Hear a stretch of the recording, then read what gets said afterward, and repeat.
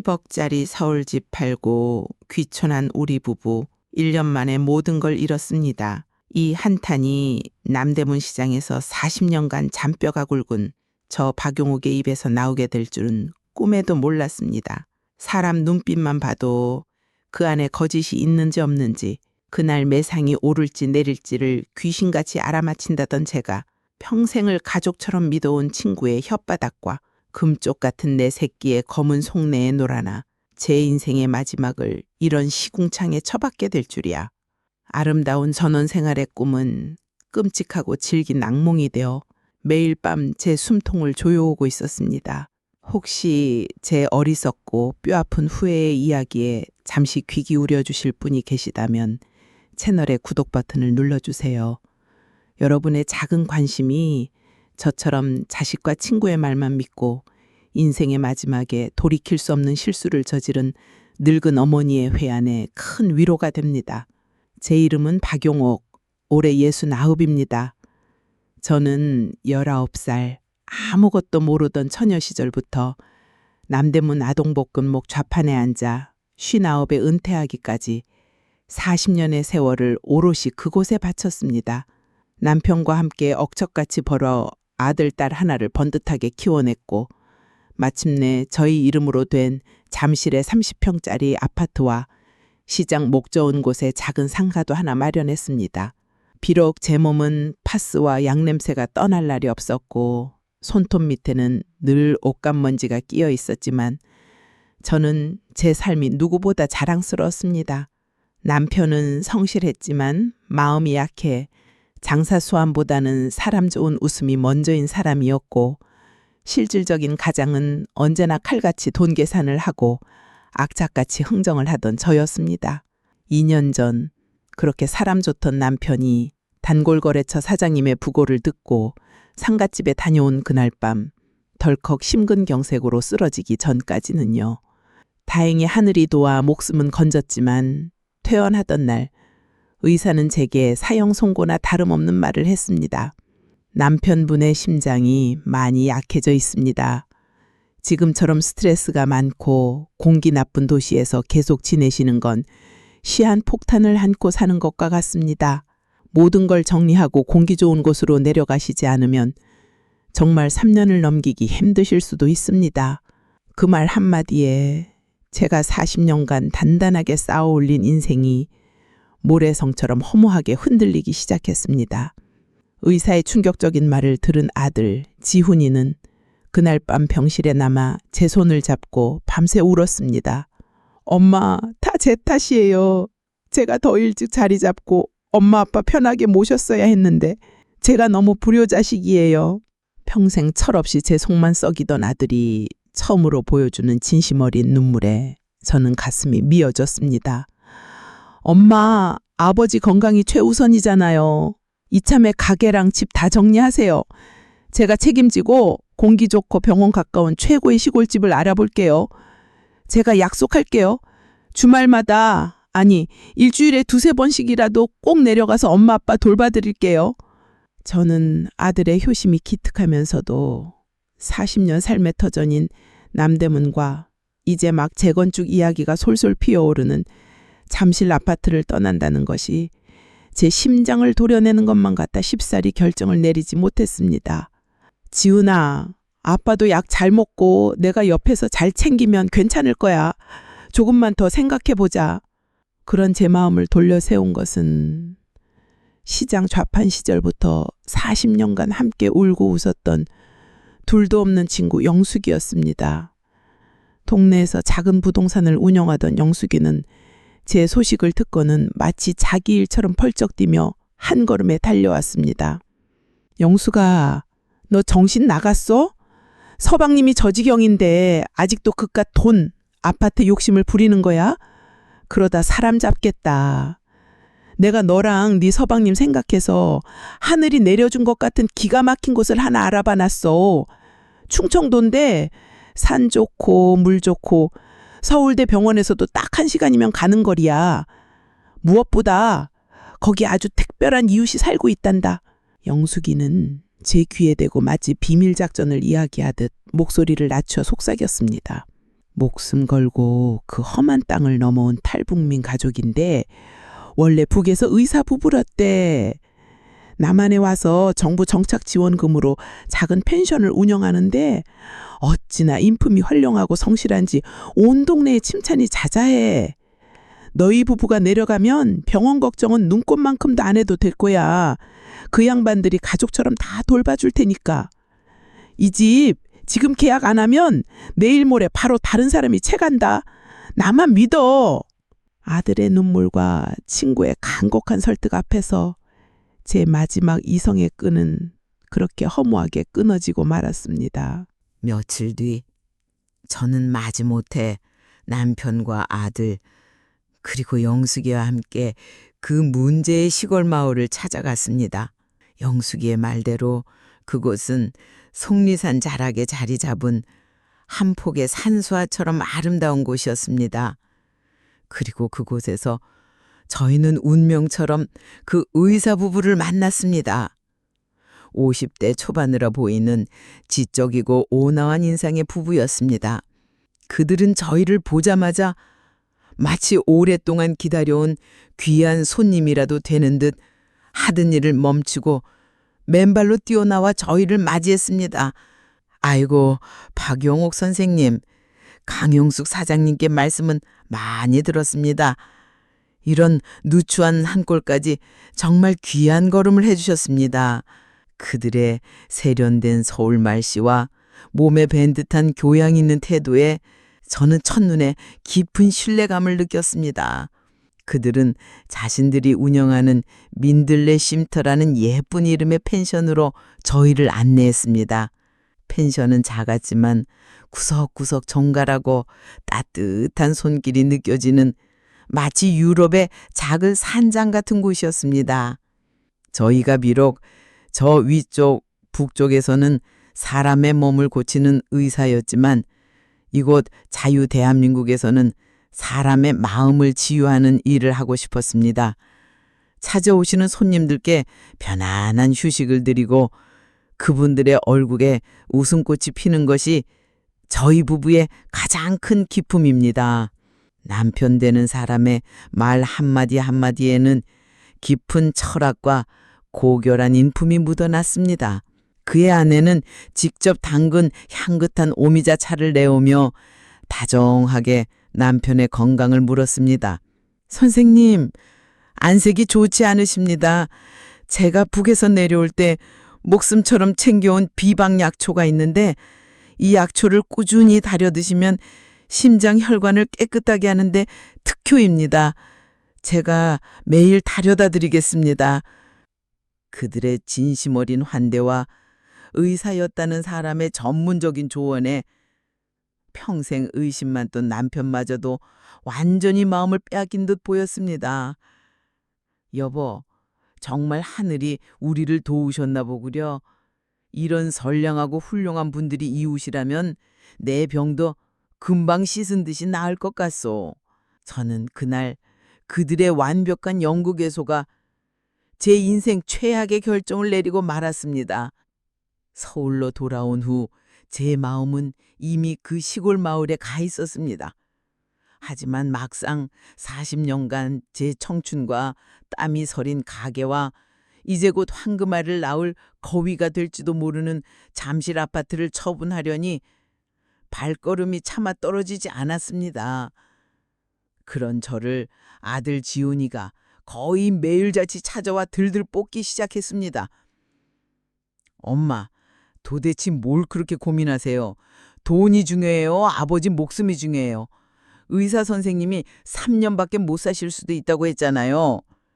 아들은 인터넷에서 일부러 재건축 사업이 무산된 아파트 단지의 비관적인 뉴스기사들만 골라 출력해와 제 눈앞에 들이밀었습니다. 엄마, 이것 좀 보세요. 전문가들이 다들 이제 부동산 거품이 꺼질 거라고 경고하고 있어요. 지금이 최고가일 때 빨리 팔고 현금을 확보하는 게 이익이라니까요. 나중에 반토막 나고 나면 그때는 땅을 치고 후회하실 거예요. 아들의 논리적인 설득과 아버지의 건강을 걱정하는 그 절박한 효심에 저의 오랜 시장 경험과 촉마저도 흔들리기 시작했습니다. 그리고 제 결심에 마지막 세기를 박은 것은 친구 영숙이었습니다. 그녀는 제 손을 잡고 눈물까지 글썽이며 말했습니다. 영호가, 내가 너를 40년을 봤어. 우리가 어떤 사이인데 내가 너한테 사기라도 치겠니? 내 목숨을 걸고 내 전 재산을 걸고 보증할게. 그 충청도 땅은 네가 여생을 보낼 이 대한민국 최고의 명당이야. 그리고 그 탈북의사 부부, 내가 아는 형사통에서 뒷조사까지 싹 다 해봤어. 흠결 하나 없는 아주 훌륭하고 반듯한 사람들이야. 나만 믿어, 응? 40년 지기 친구의 목숨 걸린 보증과 하나밖에 없는 아들의 눈물 어린 효심 앞에서 저는 완전히 무장해제되고 말았습니다. 40년 동안 시장 바닥에서 산전수전 공중전까지 다 겪으며 다져진 저의 날카로운 촉이 자식에 대한 맹목적인 사랑과 친구에 대한 어리석은 믿음 앞에서 그렇게 허무하게 녹슬어버리고 만 것입니다. 제가 마침내 귀촌을 결심하자 아들 지훈과 친구 영숙은 마치 오랫동안 준비라도 해왔다는 듯 군사작전을 수행하듯 제 재산 정리를 진행했습니다. 엄마, 이런 복잡하고 머리 아픈 일은 젊은 저희한테 다 맡기시고 엄마는 아버지 병간호에만 신경 쓰세요. 아들은 제 인감도장과 모든 통장, 부동산 관련 서류 일체를 가져갔고 영숙이는 불과 보름 만에 잠실 아파트와 남대문 상가의 매수자를 구해왔습니다. 영우가 정말 하늘이 도왔다. 마침 강남에 사는 현금 부자가 웃돈까지 얹어주면서 네 아파트랑 상가를 한꺼번에 사겠다고 난리야. 요즘 같은 불경기에 이게 웬 떡이냐. 모든 것이 너무나도 완벽하게 제게 유리한 방향으로 흘러가는 것처럼 보였습니다.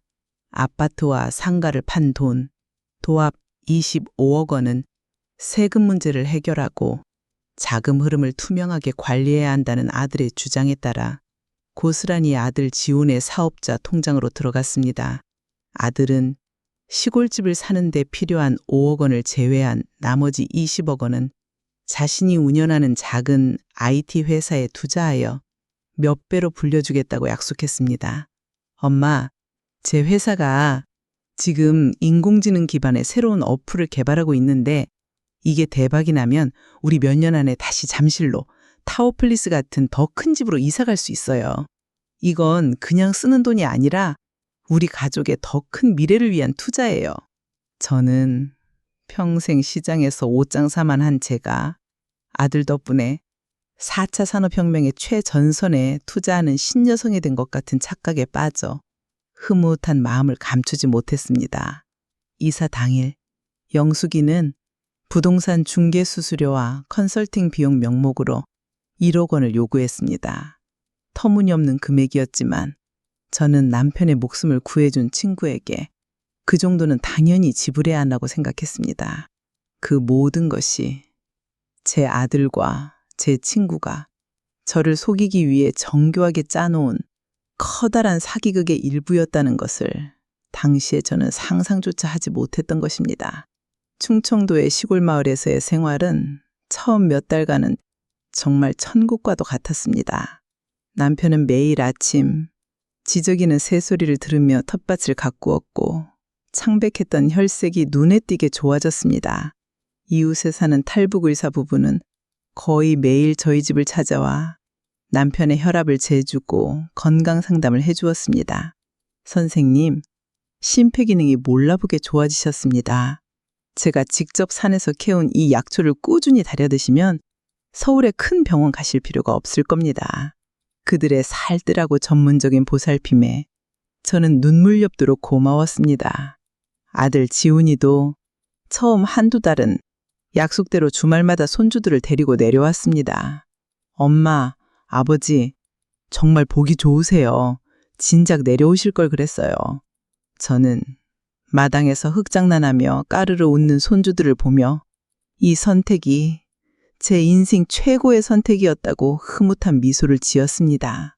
하지만 단풍이 지고 차가운 겨울바람이 옷깃을 파고들기 시작하면서 우리의 장밋빛 전원 생활에도 어둡고 축축한 그늘이 드리워지기 시작했습니다.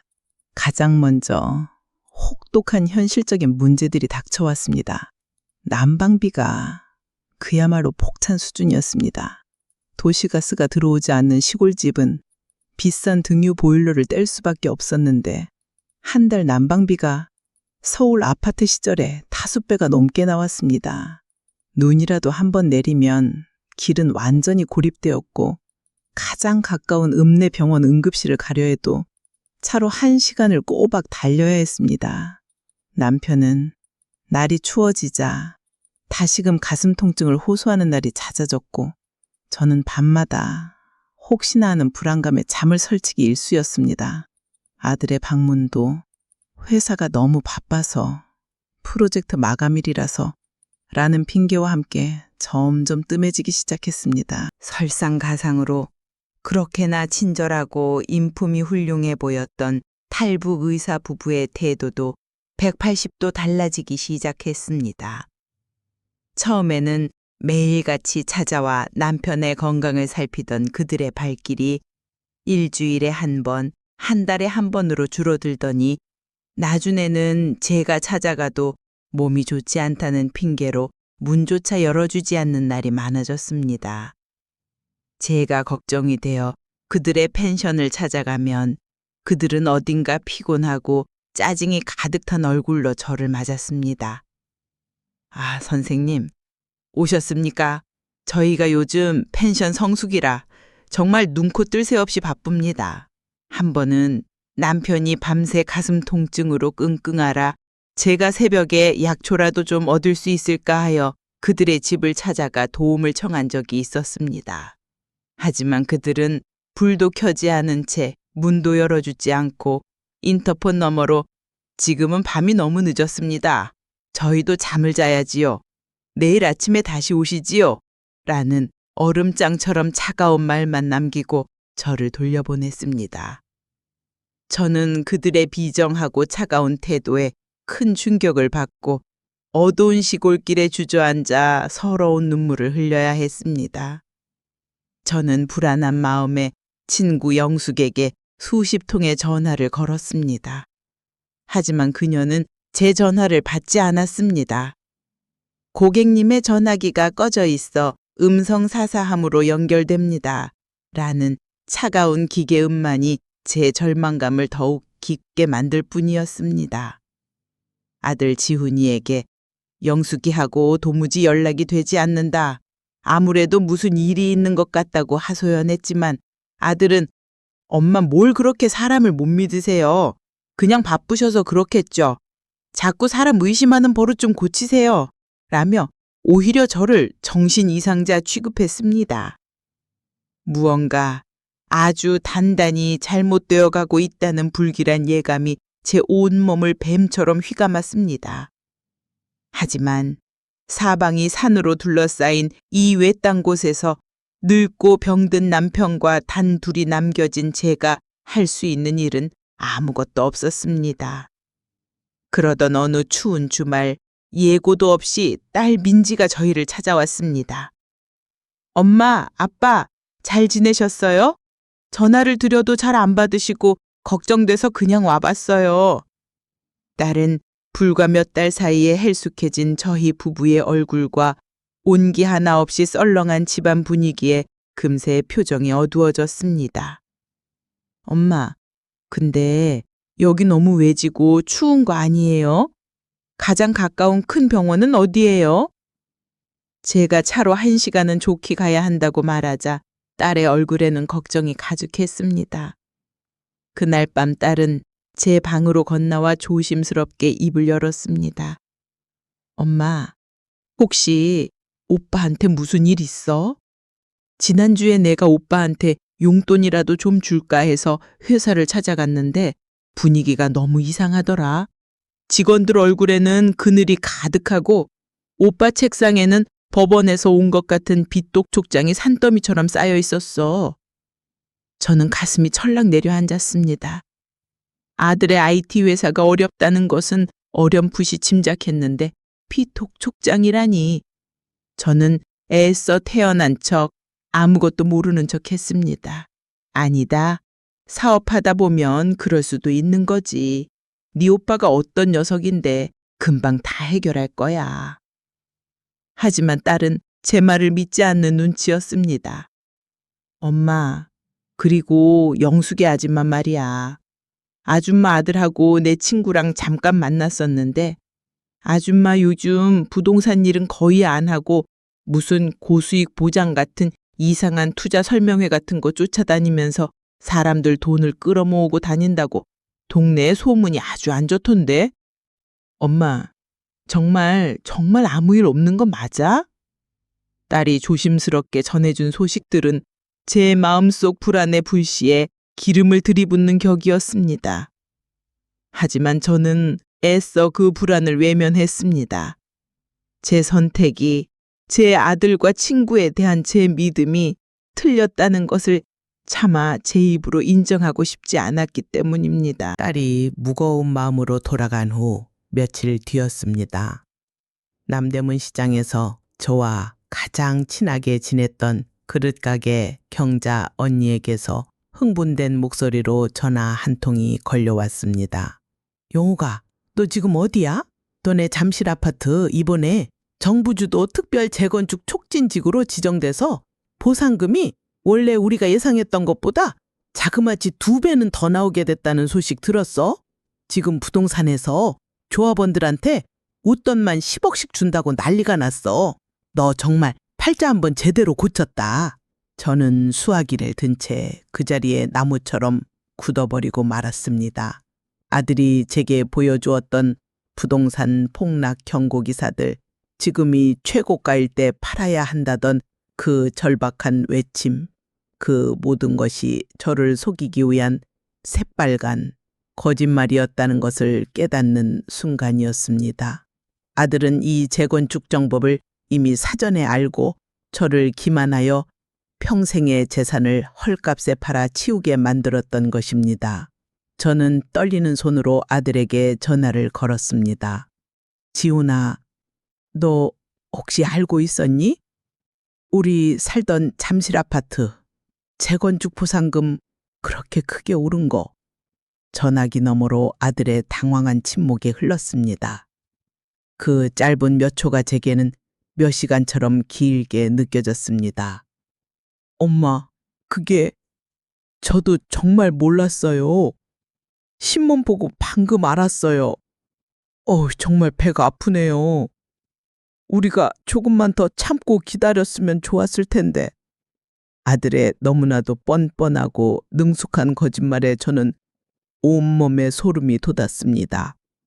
제 아들이 저를 상대로 이렇게까지 치밀하고 잔인한 사기를 쳤다는 사실을 도저히 믿을 수가 없었습니다. 저는 더 이상 아무 말도 하지 못하고 전화를 끊었습니다. 그리고 그날 밤 저는 40년간 단 한 번도 의심해 본 적 없었던 제 아들이라는 존재에 대한 믿음이 산산조각 나는 끔찍한 고통을 맛보아야 했습니다. 재건축의 진실을 알게 된 충격으로 남편의 병세는 걷잡을 수 없이 악화되었습니다. 그는 밤마다 식은땀을 흘리며 가슴을 쥐어뜯었고 평생 입에 달고 살던 밥조차 제대로 삼키질 못했습니다. 여보, 내가 어리석었소. 내 평생의 보금자리를 내 손으로 내어주다니. 남편은 자책감에 괴로워하며 하루가 다르게 쇠약해져 갔습니다. 저는 지푸라기라도 잡는 심정으로 이웃인 탈북의사 부부에게 달려가 그들이 예전에 주었던 약초라도 좀 더 달라고 제발 남편을 한 번만 살펴봐 달라고 애원했습니다. 하지만 그들의 반응은 얼음장보다 더 차가웠습니다. 사모님, 죄송하지만 저희는 정식으로 허가받은 의료인이 아닙니다. 법적으로 함부로 환자를 돌볼 수가 없습니다. 괜히 저희가 손을 썼다가 환자분이 잘못되기라도 하면 그 책임은 누가 집니까? 어서 서울에 있는 큰 병원으로 모시고 가보시는 게 좋겠습니다. 그들의 입에서 나온 말은 너무나도 정중하고 논리적이었지만 그 안에는 단 한 톨의 인간적인 온기도 담겨 있지 않았습니다. 그들의 눈빛은 마치 귀찮고 더러운 벌레를 쳐다보는 듯 했습니다. 저는 그들의 냉담함에 온몸이 떨렸고 절망감에 휩싸여 혼자서 남편을 낡은 승용차에 태우고 폭우가 쏟아지는 빗길을 뚫고 서울의 대학병원으로 향했습니다. 하지만 때는 이미 늦었습니다. 병원에 도착했을 때 남편은 이미 의식이 희미한 상태였습니다. 응급실 의사는 조금만 더 일찍 오셨더라면 심장에 가해진 스트레스가 너무 컸던 것 같습니다. 라며 말끝을 흐렸습니다. 남편은 중환자실로 옮겨졌고 저는 낯설고 차가운 병원 볼도에 홀로 남아 뜬 눈으로 밤을 새워야 했습니다. 바로 그때 제 휴대폰으로 모르는 번호로부터 짧은 문자 메시지 한 통이 도착했습니다. 박용옥 씨, 더 이상 강용숙과 당신 아들에게 속지 마시오. 당신이 충청도에서 만났던 그 탈북 의사 부부는 모두 가짜요. 그들은 돈에 고용된 전문 사기 연기자들이요. 나 또한 그들에게 또까지 당한 또 다른 피해자요. 문자를 보낸 사람은 자신을 강용숙에게 또까지 귀촌 사기를 당한 전직 공무원이라고 밝혔습니다. 저는 그 문자를 읽는 순간 온몸이 마비되는 듯한 끔찍한 충격에 휩싸였습니다. 남편은 결국 중환자실에서 의식을 되찾지 못하고 며칠 뒤 제 손을 잡은 채 조용히 눈을 감았습니다. 남편의 마지막 가는 길을 홀로 지켜야 했던 제 마음은 갈기갈기 찢겨나가 제가 되어버리는 것 같았습니다. 남편의 장례식을 치르기 위해 서울로 올라온 저는 슬픔에 잠길 겨를도 없이 딸 민지와 함께 저에게 문자를 보냈던 그 피해자를 찾아갔습니다. 그는 강영숙과 아들 지훈이가 지난 몇 년간 똑같은 수법으로 여러 명의 부유한 운태 노인들에게 귀촌 사기를 쳐왔다는 끔찍하고도 구체적인 사실을 털어놓았습니다. 영숙이는 재건축 예정인 아파트를 가진 노인들에게 의도적으로 접근하여 친구인적 신뢰를 쌓았고, 아들 지훈이는 효심 깊은 아들 연기를 하며 부모의 재산을 안전하게 관리해주겠다는 핑계로 돈을 빼고니는 역할을 맡았던 것입니다. 그 탈북민 의사 부부 역시 그들이 헐값에 고용한 전직 연극 배우 출신의 전문 사기 연기자들이었습니다. 그들의 목적은 오직 노인들을 연고도 없는 시골로 고립시켜 외부와의 접촉을 끊게 한 뒤 재산을 가로채고 나몰라라 하는 것이었습니다. 그놈들은 사람의 외로움과 건강에 대한 불안감을 아주 교묘하게 이용합니다. 특히 탈북민을 이용한 것은 정말 악랄한 수법이었지요. 우리 같은 늙은이들은 나라를 위해 고생한 사람들에 대한 부채의식이 있으니깐요. 피해자의 떨리는 목소리를 들으며 저는 남편의 죽음이 단순한 병사가 아니라 제 아들과 친구의 추악한 탐욕이 불러온 명백한 살인이나 다름없다는 생각에 온몸의 피가 거꾸로 솟는 것 같았습니다. 모든 진실을 알게 된 저는 하늘이 무너지는 것 같은 충격에 그 자리에 쓰러지고 말았습니다. 남편의 장례를 마친 후 딸 민지는 오빠인 지훈이를 제 앞에 무릎 꿇렸습니다. 엄마, 오빠가 할 말이 있대. 지훈이는 핏기 하나 없는 얼굴로 모든 것을 자백했습니다. 엄마, 제가 죽일 놈입니다. 영숙이 아줌마가 제 사업비 3억 원을 대신 갚아주겠다고 접근했어요. 그러면서 엄마 재산을 자기한테 맡기면 몇 배로 불려서 빚도 갚고 우리 모두 평생 먹고 살 돈을 벌게 해주겠다고 했어요. 저는 그 말에 눈이 멀어서 엄마를 속이는데 동참했습니다. 재건축 정보도 사실 아줌마가 미리 알아보고 저한테 거짓말을 하라고 시킨 거였어요. 하지만 아빠가 그렇게 갑자기 돌아가실 줄은 정말 몰랐어요.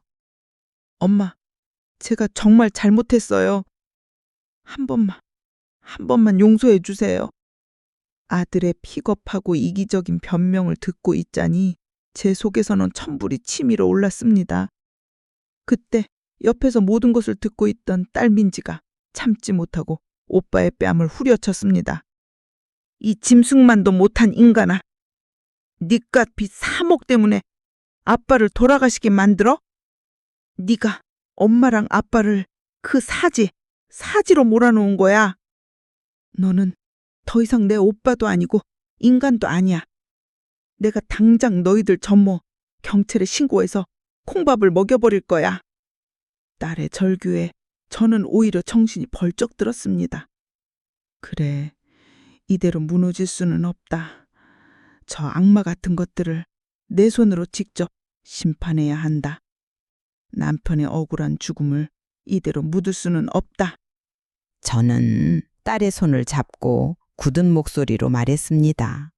민지야, 경찰에 신고하는 건 잠시 미루자.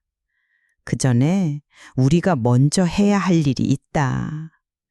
그 사기꾼 연놈들에게 법보다 더 무섭고 돈보다 더 중요한 것이 이 세상에 있다는 것을 똑똑히 가르쳐 줘야지. 저는 40년간 제 청춘을 바쳤던 삶의 터전 남대문 시장으로 향했습니다. 제가 사기를 당해 남편까지 잃고 하루아침에 알거지가 되었다는 소식을 들은 시장 상인들은 마치 자신의 일처럼 분노하며 저를 감싸주었습니다. 영욱이 언니, 걱정 마시오. 우리가 있잖소. 언니가 어떤 사람인데 우리가 그걸 보고만 있을 것 같소? 그 간사하고 악독한 부동산 사기꾼년, 우리 남대문 상인들이 어떤 사람들인지 본때를 보여주자고. 남대문 시장 상인회는 즉시 비상대책위원회를 꾸렸습니다. 그들은 십시일반 돈을 모아 제게 대한민국 최고의 로펌 더모사를 선임해 주었고, 영숙이의 부동산 사무실 앞에서 매일같이 확성기를 틀고 그녀의 파렴치한 사기 행각을 만천하에 알리는 시위를 벌여주었습니다. 악덕 사기꾼 강영숙은 40년 지기 친구 박영옥의 전 재산을 당장 돌려줘라. 시장 상인들의 끈질기고 조직적인 투쟁은 각종 언론과 방송에 대서특필되기 시작했고, 강영숙과 아들 지훈이의 파렴치한 사기 행각은 순식간에 온 세상에 알려지게 되었습니다. 여론의 압박은 생각보다 훨씬 더 강력했습니다. 강영숙의 부동산 사무실은 분노한 시민들의 항의 전화로 업무가 마비될 지경이었고, 문 앞에는 그녀를 규탄하는 현수막과 대자보가 나붙었습니다. 그녀가 이전에 저질렀던 다른 부동산 사기 의혹들까지 수면 위로 떠오르면서 경찰과 검찰의 수사망도 서서히 그녀를 조여오기 시작했습니다. 아들 지훈이의 상황은 더욱 비참했습니다. 그의 IT 회사는 폐륜 아들이라는 낙인이 찍히면서 모든 투자와 계약이 끊어졌습니다. 심지어 아들의 아내, 즉 제 며느리는 남편의 범죄 사실을 알게 되자 아이를 데리고 친정으로 가버렸습니다. 당신 같은 파렴치한 인간과는 하루도 같이 살 수 없다는 말만 남긴 채 말이죠. 결국 사회적으로 완전히 고립되고 경제적으로 파탄 지경에 이른 영숙이와 지훈이는 결국 제 앞에 다시 나타날 수밖에 없었습니다. 그들은 남대문 시장 한복판, 제 가게가 있던 바로 그 자리에서 제 발밑에 엎드려 흙바닥에 이마를 찌으며 눈물 콧물을 쏟아냈습니다. 영우가, 내가 잠시 미쳤었나 보다. 제발이 한 번만 살려다오. 네 돈 한 푼도 안 건드리고 그대로 다 가지고 있다. 제발 고소만은 말아다오. 아들 지훈이도 제 바지가랑이를 붙잡고 짐승처럼 울부짖었습니다. 어머니, 제가 정말 죽을 죄를 지었습니다. 어머니 돈 다 돌려드릴게요. 제발, 제발 고소만은 취하해 주세요. 저 이대로 구속되면 제 인생은 정말 끝입니다. 저는 시장 상인들이 빙 둘러서 지켜보는 가운데 그들의 비굴한 모습을 아무 표정 없이 차갑게 내려다보았습니다. 그리고 제 평생 단 한 번도 내본 적 없는 가장 낮고 단호한 목소리로 말했습니다. 너희들이 받아 할 용서는 내가 아니라 너희들의 추악한 탐욕 때문에 차가운 시골집에서 홀로 눈을 감아야 했던 하늘에 계신 내 아버지께 빌어야 할 것이다. 저는 그들을 그대로 남겨둔 채 돌아섰습니다. 결국 강영숙과 아들 지훈 그리고 가짜 탈북민 행세를 했던 연기자 일당은 모두 특정 경제범죄 가중처벌법상 사기죄로 구속되어 법의 엄정한 심판을 받게 되었습니다. 저는 그들이 빼돌렸던 제 돈 25억 원을 거의 대부분 되찾을 수 있었습니다. 하지만 제 마음은 조금도 기쁘지 않았습니다. 돈은 되찾았지만 남편의 목숨과 아들에 대한 믿음은 영원히 잃어버렸기 때문입니다. 마지막 재판이 끝나던 날, 저는 법정에서 저를 기다리고 있던 남대문 상인들의 손을 잡고 한참을 소리내어 물었습니다. 그 눈물은 승리의 기쁨이 아닌 제 허망하고 서러운 인생에 대한 처절한 통곡이었습니다. 저는 되찾은 돈으로 다시 잠실의 아파트로 돌아가지 않았습니다. 대신 남대문 시장의 한문에 내려다 보이는 작은 오피스텔을 얻어 딸 민주와 함께 살기 시작했습니다. 시장의 시끄러운 소음과 사람 냄새가 뒤섞인 그곳이야말로 제게 가장 편안한 안식처였습니다. 그러던 어느 날 이사 준비를 하던 딸 민지가 낡은 서류 봉투 하나를 발견했습니다. 엄마, 이게 뭐예요? 그것은 바로 2년 전 잠실 아파트를 팔 때 작성했던 매매 계약서 원본이었습니다. 저는 쳐다보기도 싫은 끔찍한 기억이라며 구겨서 버리라고 했지만 꼼꼼한 성격의 딸은 혹시나 하는 마음에 계약서를 찬찬히 읽어내려갔습니다. 그러던 딸이 갑자기 비명에 가까운 소리를 질렀습니다. 엄마, 이것 좀 보세요. 계약서 특약사항에 이런 엄청난 내용이 있어요.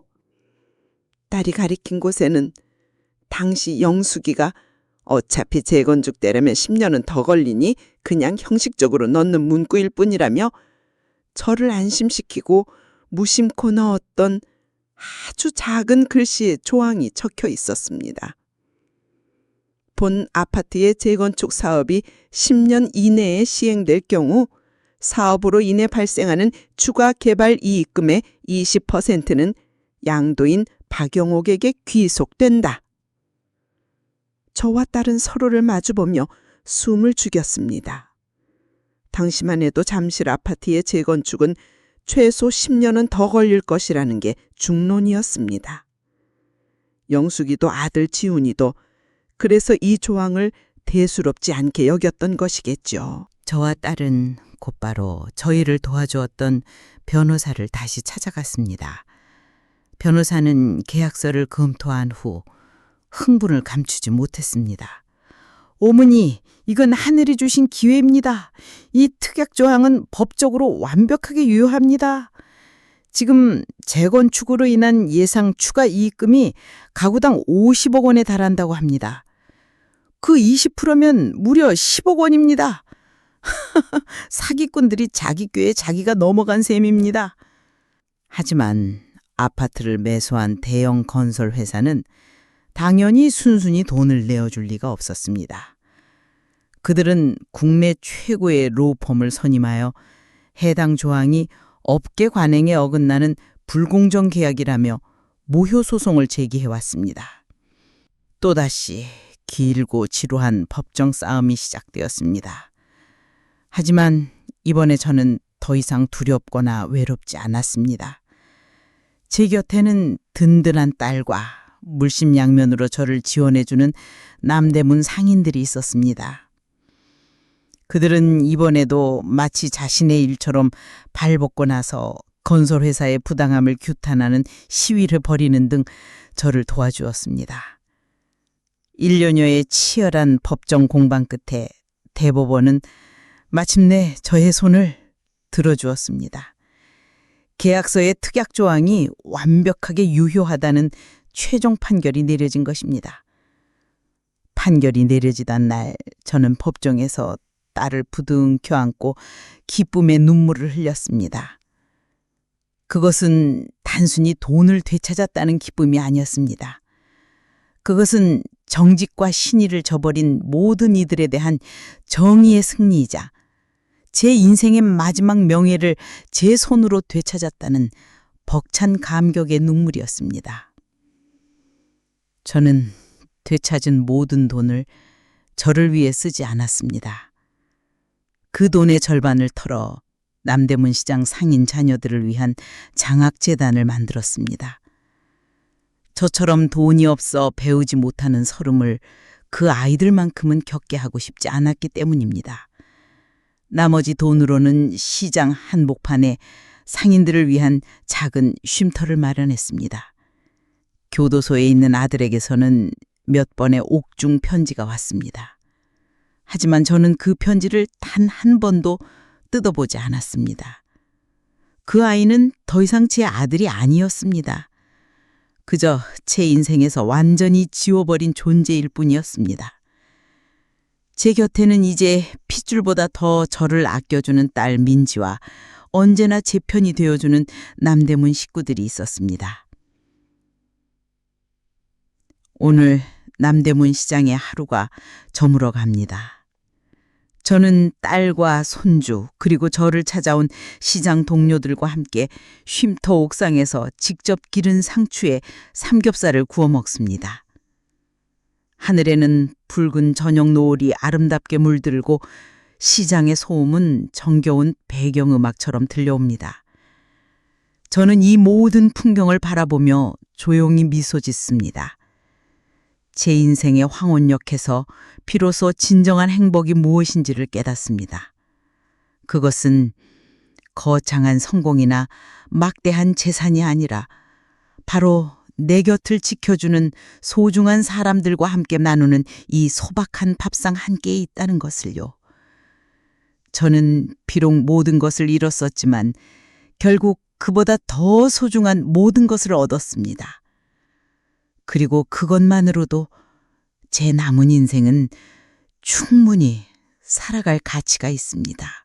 저는 아들의 거짓 효신과 40년 지기 친구의 우정을 맹신했다가 평생을 바쳐 이룬 모든 것을 잃고 남편까지 저 세상으로 보내야 했습니다. 낭만적인 귀촌의 꿈은 한순간에 끔찍한 악몽으로 변했습니다. 하지만 저는 절망의 끝에서 사람에 대한 진정한 믿음을 다시 배웠습니다. 핏줄로 이어진 가족의 배신은 뼈 아팠지만 땀과 눈물로 맺어진 이웃의 의리는 제게 새로운 삶의 희망과 용기를 주었습니다. 이 이야기를 듣고 계신 여러분, 기억하십시오. 당신의 노후를 위한 가장 확실한 보험은 자식에게 물려줄 재산이 아니라 마지막까지 당신 곁을 지켜줄 진정한 이웃과 건강한 몸, 그리고 어떤 시련에도 굴하지 않는 강인한 마음이라는 것을요. 오늘 제 이야기가 여러분의 마음에 작은 경종을 울렸다면 채널 구독과 좋아요 버튼을 꼭 눌러주세요. 여러분의 따뜻한 응원 하나가 저처럼 쓰라린 배신을 겪고 다시 일어서려는 다른 많은 분들에게 큰 힘이 됩니다. 당신은 가장 믿었던 사람에게 배신당한 경험이 있으신가요? 그 위기를 어떻게 극복하셨는지 여러분의 소중한 지혜를 댓글로 함께 나누어 주시기 바랍니다. 감사합니다.